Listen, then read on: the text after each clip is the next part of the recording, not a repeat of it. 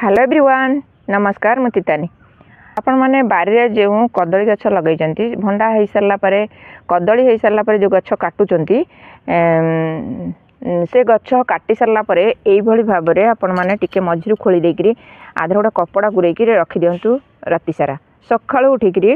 आधे ये जो पानीटा बाहरी थाए देखो अध कपे कि कपे पानी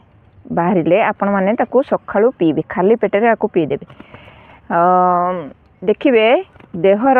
जिते प्रकार 64 प्रकार रोग सब भल होता है ये कष पानी कदलीर कष पानी बहुत उपकार पानी हो बा अध कप पानी हो आपण आपको पीबे। आपण मैंने यूट्यूब सर्च करी देखिपारे